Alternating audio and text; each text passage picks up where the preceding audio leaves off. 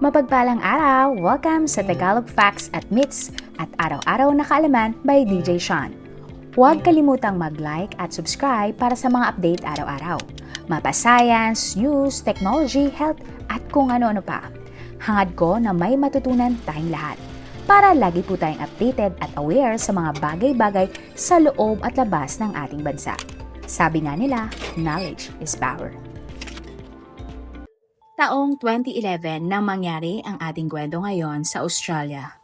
Matutunghayan natin ang pambihirang kwento ng isang lalaki na ang pangalan ay Dan Sanders. Kung saan napakaswerte ni Dan dahil na-discover niya ang isang bagay na babago ng kanyang buhay. Si Dan lang naman ay yumaman dahil sa sirang ATM. Ikaw, ano ang gagawin mo kung makakuha ka ng milyong-milyong pera sa ATM? Tunghayan natin ang kanyang buong kwento. Si Dan ay mula Melbourne at nagtrabaho sa casino sa edad na 18 years old. Medyo pasaway siya dahil isang beses ay nahuli siya ng kanyang manager na naliligo sa swimming pool ng hotel sa oras ng trabaho. Minsan din ay nahuli na siya na umiinom ng beer sa casino floor. Kaya naman agad siyang sinisante sa trabaho. Kalaunan, nakapagtrabaho naman si Dan agad sa ibang hotel at nakilala niya ang kanyang fiancé. Lumipat sa Wangaratta, Australia ang babae dahil andon ang kanyang pamilya at agad namang sumunod si Dan para hindi siya mahiwalay sa kanyang mapapangasawa. Sa Wangaratta, nagsimula nang mag-ipon si Dan at ang kanyang fiancé para magkaroon sila ng sarili nilang bahay. Simple lang naman ang buhay ni Dan.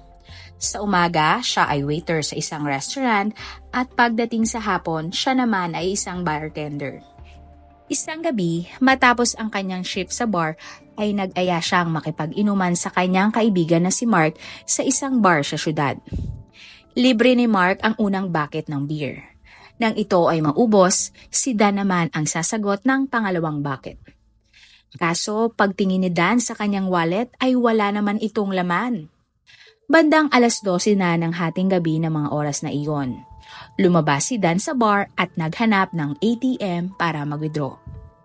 Pagdating niya sa ATM ay chinek muna niya ang kanyang balance at ang laman lang nito ay $3 o halos 180 pesos. Kulang na kulang pambili ng isang beer sa bar. May joint account sila ng kanyang fiancé kaso hindi niya pwede iyon withdrawin nang wala ang kanyang fiancé. Si Dan ay mayroong credit card account o loan account na pwede siyang makahiram ng pera. Pero may utang pa nga siya na $2,000 o 74,000 pesos dito. Pero dahil kailangan niyang ilibre pabalik si Mark, si Dan ay nag-transfer ng $200 o 7,400 pesos mula sa kanyang credit card account papunta sa savings account. Subalit nag-error at transaction cancelled ang lumabas sa ATM screen. Nagtaka naman si Dan kaya sinubukan niyang i-check ang kanyang savings account para ma-check kung nag-error nga ang ATM. Pero kahit na ang check balance screen ay nag-e-error din at niluwa lang ng ATM machine ang kanyang ATM. Inisip naman ni Dan baka hindi naman talaga nag-e-error, kaya hindi na siya nag-check balance at pinasok niya ulit ang kanyang ATM at nagtangkang mag-withdraw ng $200 o 7,400 pesos. At naglabas naman ng cash ang ATM. Bumalik na si Dan sa bar at nagpatuloy sa pakikipag-inuman sa kanyang kaibigang si Mark. Matapos ang inuman, naglakad lang pauwi si Dan. Ngunit biglang umulan ng malakas kaya naghanap siya ng silong. At ang nahanap niyang silong ay ang ATM machine na kanyang pinag-withdrawhan. Naalala ni Dan ang transaction error ng kanyang ATM kani-kanina lang.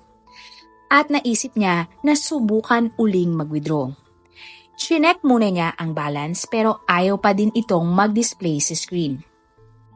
Sumunod na ginawa ni Dan ay nag-transfer ulit siya ng $200 mula sa kanyang credit card account papunta uli sa savings account. Nag-error uli at sinabing transaction cancelled at iniluwa uli ang kanyang ATM card. Pinasok ulit ni Dan ang kanyang ATM, hindi na siya nag-balance inquiry at nag-withdraw ng $200. At muli, naglabas na naman ng cash ang ATM machine.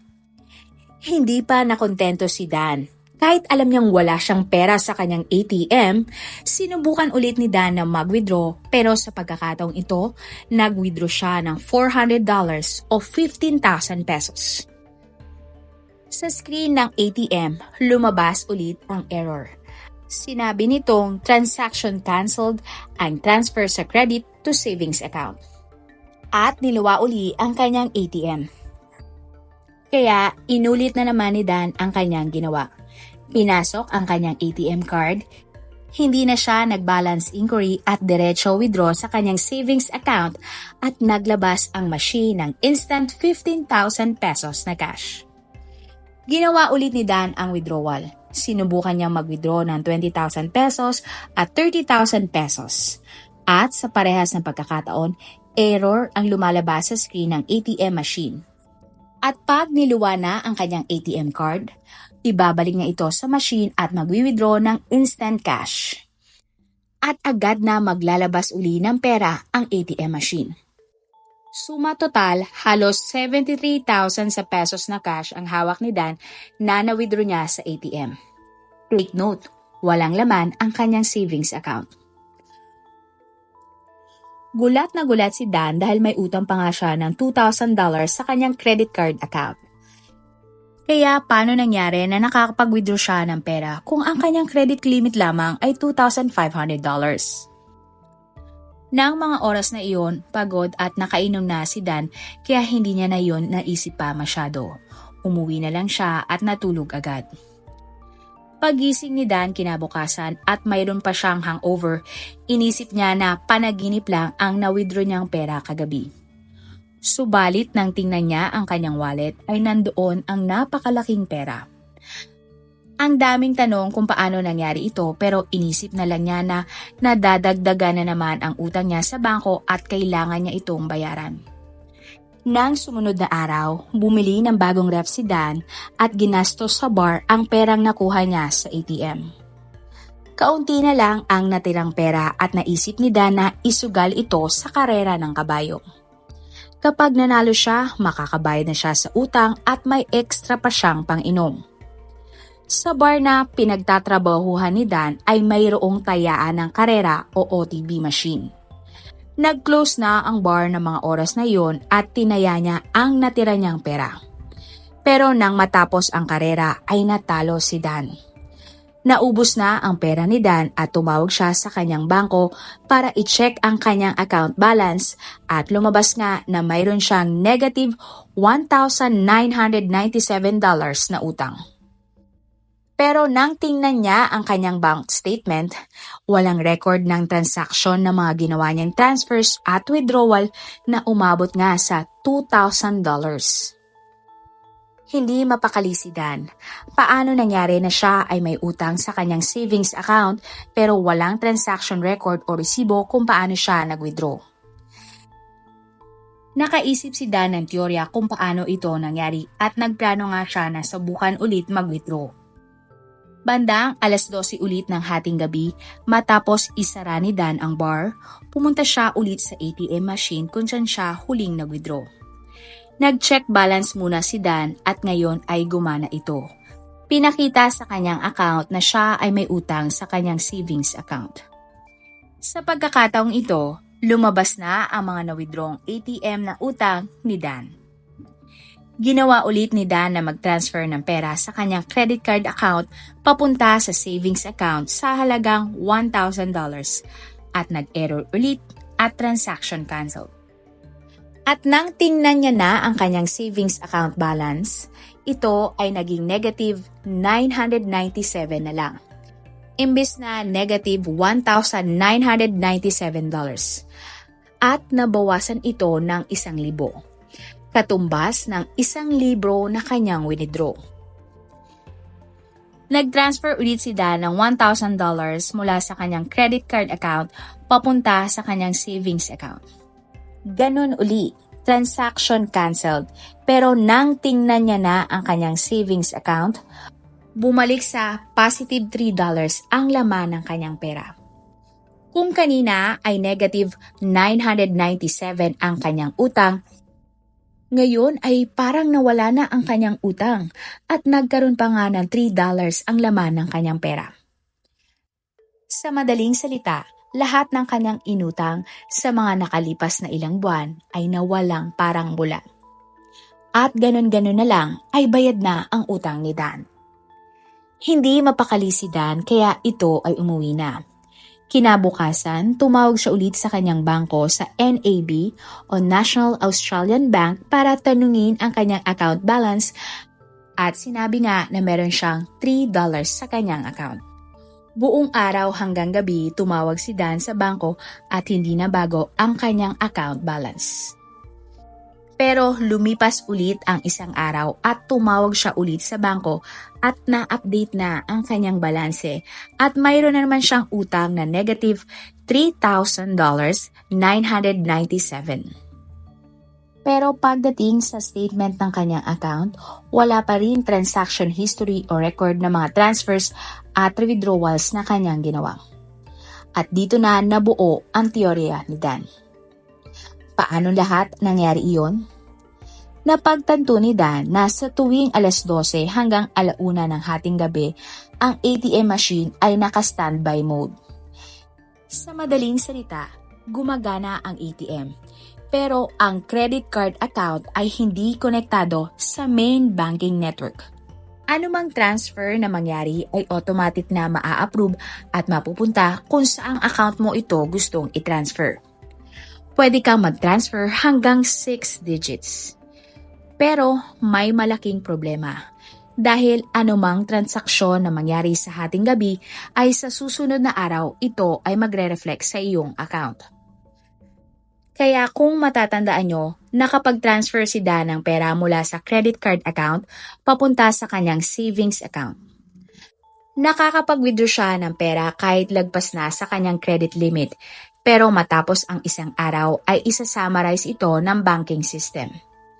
Lalabas sa kanyang statement, ngunit dahil may error sa transfer ay hindi lalabas ang mga transaksyon sa statement of account. Pero mabilis mag-isip si Dan at para hindi ma-detect o ma-audit ng bangko na mayroon siyang negative account balance, ang gagawin niya lang uunahan niya ang sistema ng bangko. Ilang oras bago ito mag-update at tuwing hating gabi. Halimbawa, magta-transfer at magwi-withdraw si Dan ng $5,000 para hindi mag-negative ang kanyang account. Kinabukasan ay dodoblihin lang niya ang transfer at gagawin niyang $10,000. Kaya kapag nakahabol na ang bangko, $5,000 ang mababawas, subalit may matitira pang $5,000 ulit. Paulit-ulit niya itong gagawin para hindi mag-negative balance ang kanyang account at ma-detect ng bangko. At isa pa na dapat niyang gawin ay araw-araw dapat siyang mag-withdraw sa kanyang account. Para hindi siya ma-audit ng banking system at hindi lumabas sa kanyang statement ang kanyang mga inutang at winidraw na pera. Sa madaling salita, kailangan niyang gawin ang system hack para hindi lumabas na siya ay may utang sa bangko. Dahil dito, nakagawa ng paraan si Dan na magkaroon ng pera at maka-withdraw ng pera kahit na wala siyang pera sa kanyang account nang walang kahirap-hirap. Pero hindi alam ni Dan kung sino ang pagsasabihan niya. Hindi niya ito masabi sa kanyang fiancé dahil isa itong Catholic school teacher. At delikado din kung sasabihin niya sa kanyang mga kaibigan dahil baka agawin ng iba at mahuli sila ng bangko kapag marami na silang nagwi-withdraw. Tinulog na lang ni Dan ang kanyang magandang problema. Sumunod na araw, may naisip na naman si Dan. Imbis na gastusin niya sa mga bagay ang pera, ay naisip niya na pwede niyang palakihin ang perang na-withdraw niya sa ATM. At naalala niya na mayroon siyang kilalang horse trainer at ang taong ito ay pwedeng makatulong sa kanya makakuha ng mga tip kung sinong kabayo ang pinakamabilis o malaki ang tsansa na manalo sa karera. Pero dahil sa mga rules sa pagsusugal sa Australia, hindi siya pwedeng tumaya basta-basta ng malaking pera. Kaya naman, inimbitahan niya uminom ulit ang kanyang kaibigan si Mark at ang tatlo pa niyang mga kaibigan. Sinagot lahat ni Dan ang mga inumin at nagtaka ang mga kaibigan niya kung paano niya nagagawa na ilibre silang apat sa inuman samantalang hindi naman kalakihan ang kanyang sinasahod. Sinabi lang ni Dan na mayroon siyang sideline at kaya siya nag-aya ng inuman ay para tulungan siyang tumaya sa karera. Si Dan na din daw ang bahala sa perang pantaya at maghahati-hati sila sa mapapanalunan. Hindi na nagtanong pa ang mga kaibigan ni Dan at pumayag sila sa plano nito. Hinanda ni Dan ang pera at sa loob ng isang linggo ay nakakuha sila ng $20,000 o 730,000 pesos mula sa Magic ATM. Binigyan din niya ang kanyang fiancé ng $1,000 o 36,000 pesos.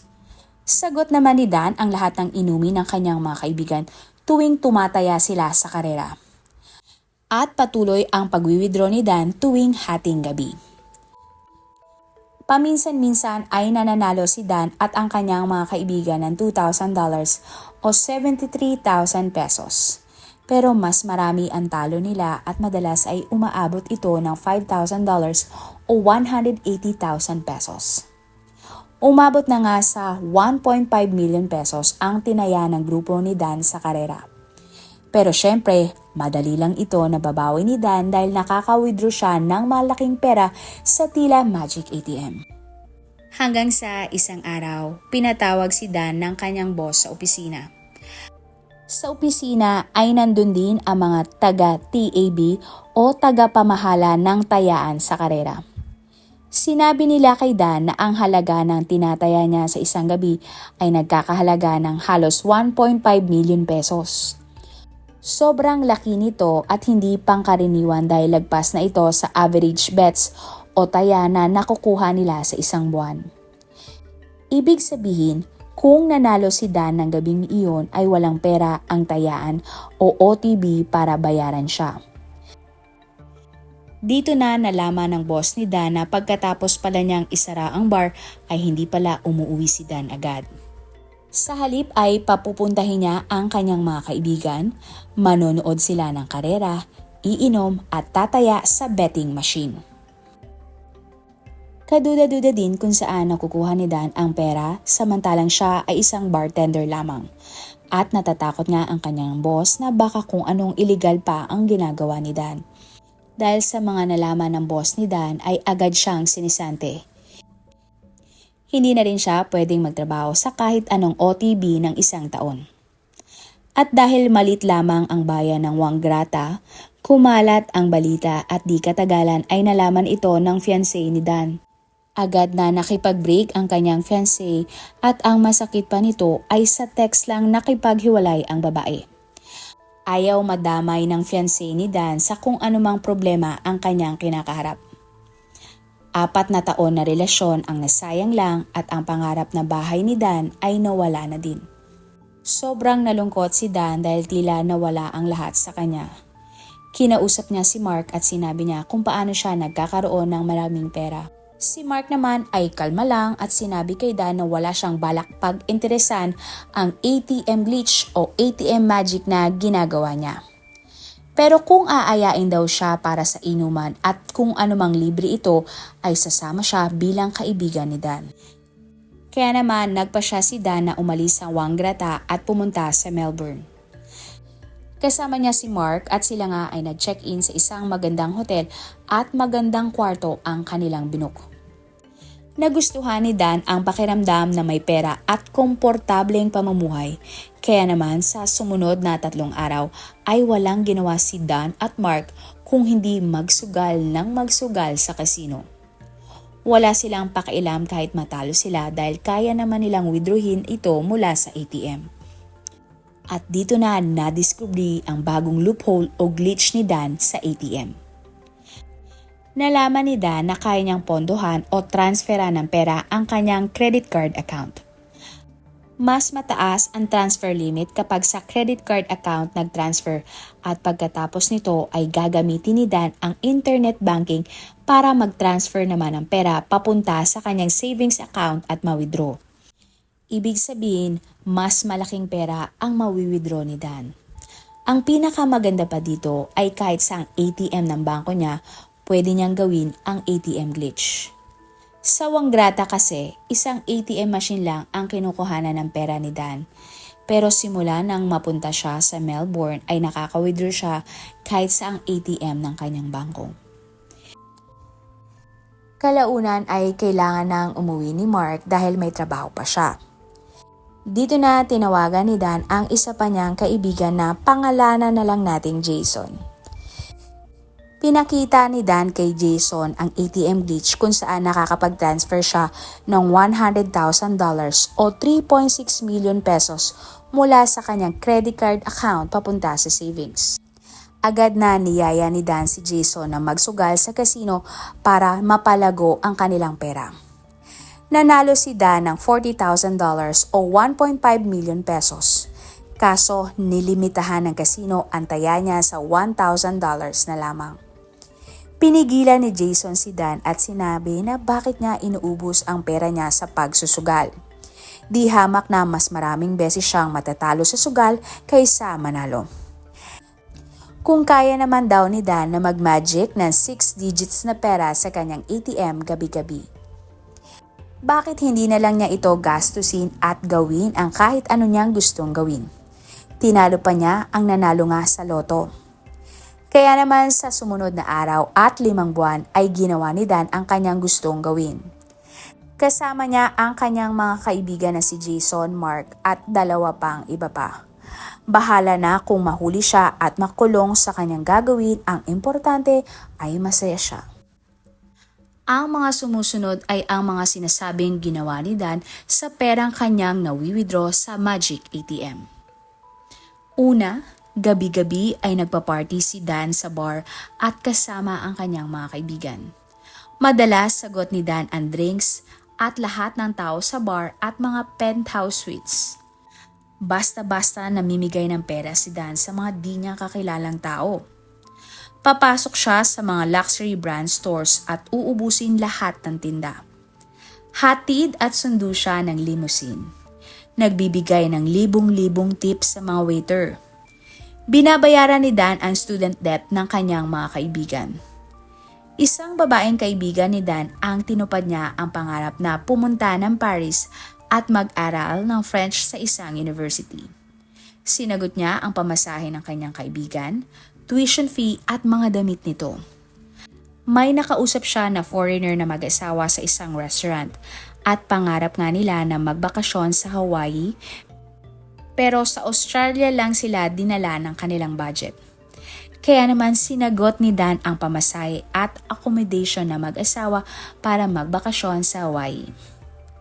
Binigyan din niya ng LV bag ang mag-asawa na may laman na 730,000 pesos. Kinakaibigan din ni Dan ang mga homeless na nakakasalubong niya at pinag-i-staycation ito sa mga hotel ng isang araw para makaligo at makatulog ng maayos paminsan-minsan. May isang insidente na ninakaw ng homeless ang mga gamit sa hotel tulad ng tuwalya, heater at iba pa. Tinawanan lang ito ni Dan at sinabing i-charge na lang sa kanyang credit card ang lahat. Sa kabuuan, gumagastos minsan si Dan ng $150,000 pataas sa isang araw o almost 5.5 million sa pesos. Pero mayroong withdrawal at spending limit sa mga ATM. Kaya ang ginagawa niya ay pumupunta siya sa branch ng isang bangko at gagawa ng isang over-the-counter withdrawal na nagkakahalaga ng 5.5 million pesos. Nung una ay kinakabahan siya dahil baka mabuko na siya sa kanyang ginagawa. Pero matapos ang ilang oras ay binalikan siya ng teller at inabot sa kanya ang napakalaking pera. Walang tanong-tanong at tila walang kaalam-alam sa ATM glitch na ginagawa ni Dan. At dahil malaki ang ginagastos ni Dan sa kanyang mga ATM cards, tumatawag madalas ang bangko sa kanya. Nung una nga ay akala niya ay mabubuko na siya. Pero tumatawag lang pala ang bangko para i-double check kung siya ba talaga ang nag-swipe ng credit card. Madalas siya tawagan ng bangko kapag $10,000 na pataas ang kanyang ini-swipe sa card. Sasabihin lang niya na siya ang gumagamit ng card at pagkatapos nito ay magpapasalamat na ang ahente ng bangko.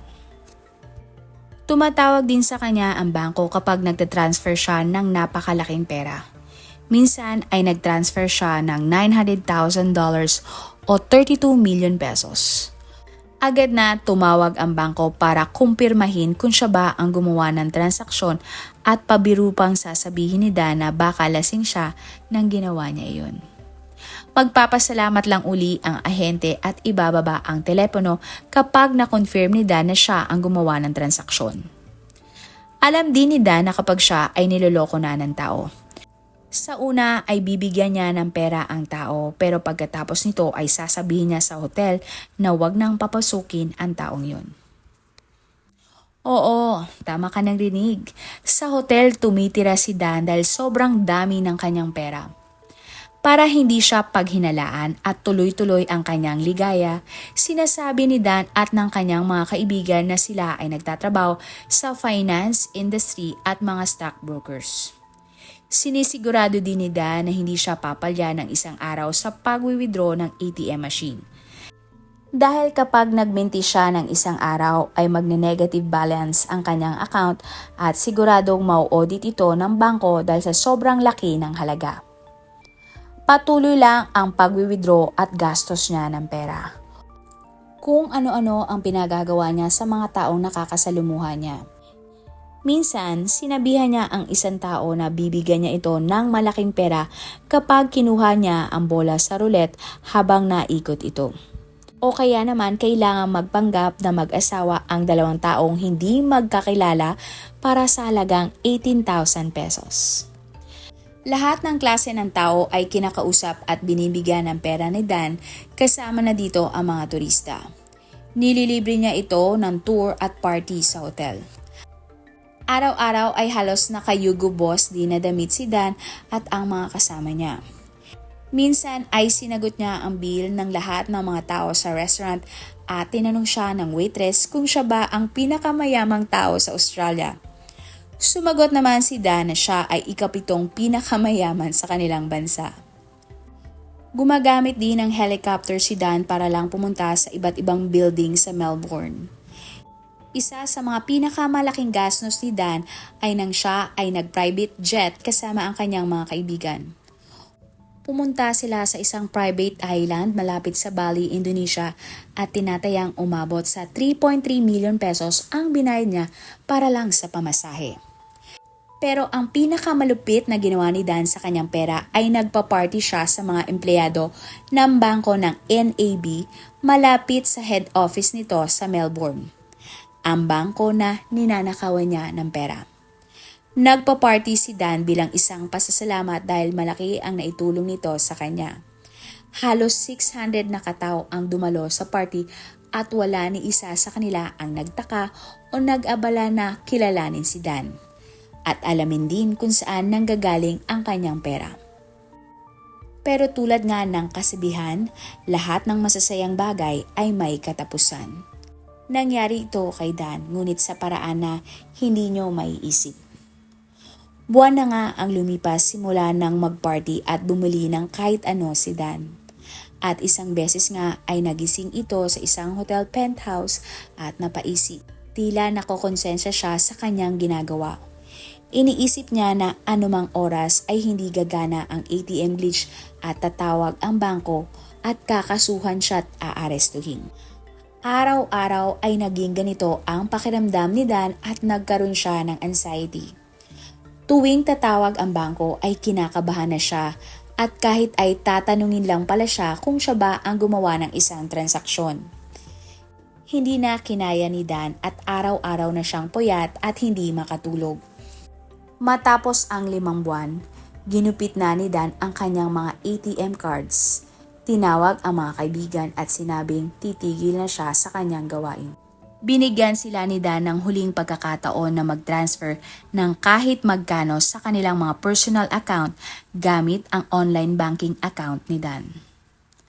Matapos nito ay bumalik na sila sa Wanggrata at si Dan ay naiwan sa hotel.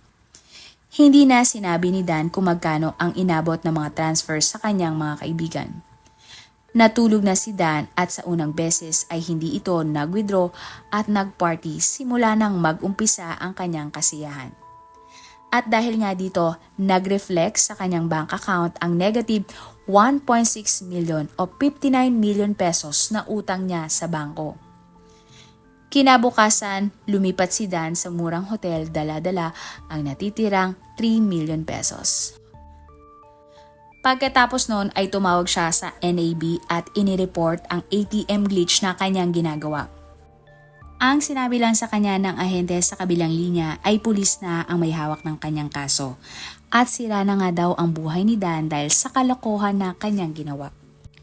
Inisip ni Dan na ito na ang kanyang karma at ilang sandali na lang o araw ay huhuli na siya ng mga pulis. Subalit lumipas ang mga araw at linggo ay wala pa ding tumatawag kay Dan at wala ding pulis na naghahanap sa kanya. Bumalik si Dan sa Wanggrata at dahil wala siyang trabaho ay nag-umpisa siyang maubos ang kanyang pera.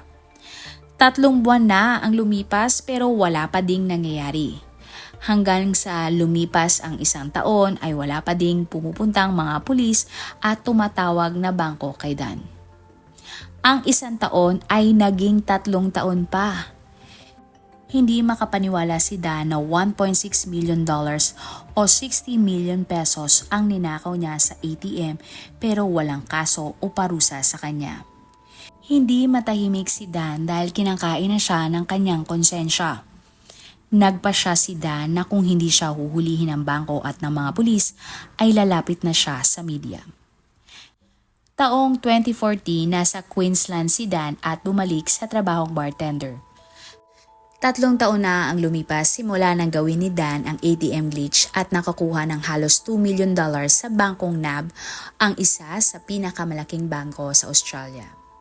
Para silang BPI o BDO kung ikukumpara sa ating bansa.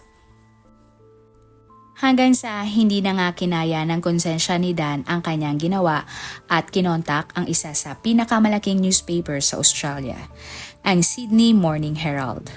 Nag-email siya at kinuwento sa editor ang kanyang istorya. Naging interesado ang dyaryo at ginawan agad nila ng istorya sa kanilang publication at website. Pero walang nangyari. Walang kumontak kay Dan, maski bangko, pulis ay hindi nagparamdam. Kaya lumapit sa isang television show si Dan na Current Affair. Ginawa ng mga producer ng TV show dramatization ang istorya ni Dan. At si Dan mismo ang gumanap pa nga bilang kanyang sarili at mayroon ding exclusive interview. Pinakita dito ang high life na ginawa niya at kung saan niya ginagastos ang pera. Agad namang pinalabas sa TV ang interview ni Dan at bago nga matapos ang palabas ay nagbigay ng babala ang TV show kung saan sinabi nila na kahit kailan ay hindi lumapit sa mga pulis si Dan para isuko ang kanyang sarili. Hindi umano alam ng TV show kung nasaan si Dan kaya kung sino man ang nakakaalam kung nasaan siya ay ipagbigay alam sa mga pulis. Nagulat naman si Dan sa statement ng TV show dahil alam naman nila kung nasaan siya at nireport niya sa bangko ang kanyang ginawa. Kung saan sinabihan lang siya ng bangko na siya ay may kaso na at inaayos na ng mga pulis ito kaya hindi na siya nag-abala pang lumapit sa mga otoridad.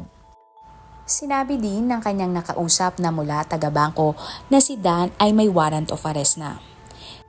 Ito nga sana ang unang beses sa nakalipas na 3 taon na mayroong ginawa ang mga pulis. Pero yun naman pala ay wala. Hindi pa talaga nagsampa ng kaso ang bangko laban kay Dan at hindi rin nila sinabi sa mga pulis. Nagkaroon lang ng kaso si Dan matapos tumawag sa pulis ng isa sa mga producer ng TV show. At ito nga ay matapos ang 3 taon simula nang ginawa ni Dan ang pag-withdraw sa ATM. Matapos ang palabas, sinabihan si Dan ng TV show na magkita sila ng producer para ibigay sa kanya ang mga dokumento. Nakakutob na noon si Dan na baka ito na nga ang araw na siya ay mahuhuli at makukulong. Dumating ang araw na magkikita na si Dan at ng producer. At ng November 6, 2014 ay nahuli na ng mga pulis si Dan.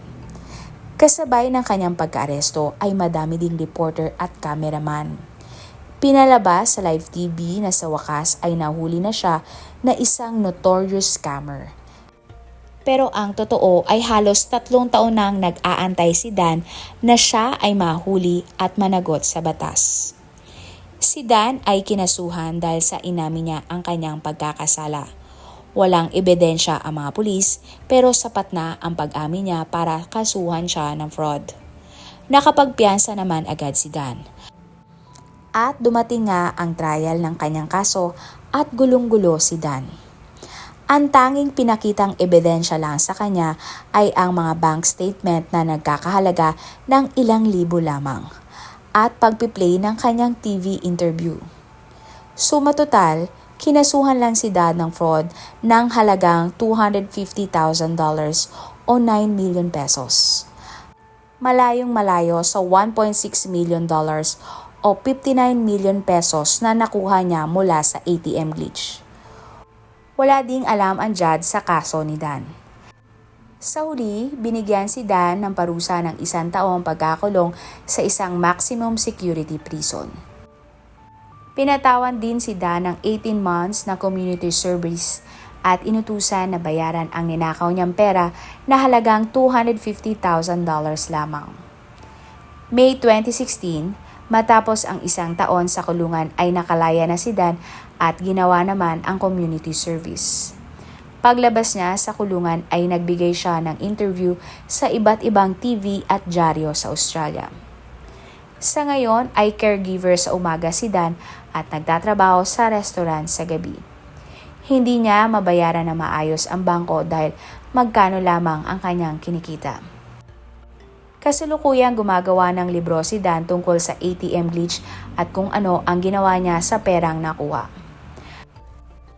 May balita din na gagawing isang pelikula ang kanyang istorya pero nising kung duling ay wala siyang makukuha dahil nga isang krimen ang kanyang ginawa. Mayroon din siyang podcast kung saan kinikwento niya ang kanyang kakaibang karanasan na marami siyang pera. Hanggang ngayon ay hindi pa din nagbibigay ng statement at tikom ang bibig ng bangko sa pambihirang kwento ni Dan. Ikaw, ano ang gagawin mo kung sakaling mangyari sa iyo na mataon ang ATM glitch na ito? I-share mo ba ang iyong malalaman sa ibang tao? At sa tingin nyo, bakit kaya hindi nagbigay ng statement ang bangko sa kwento ni Dan? Nagkaroon ba ng pagkakataon na naranasan nyo ang kahit anong ATM glitch?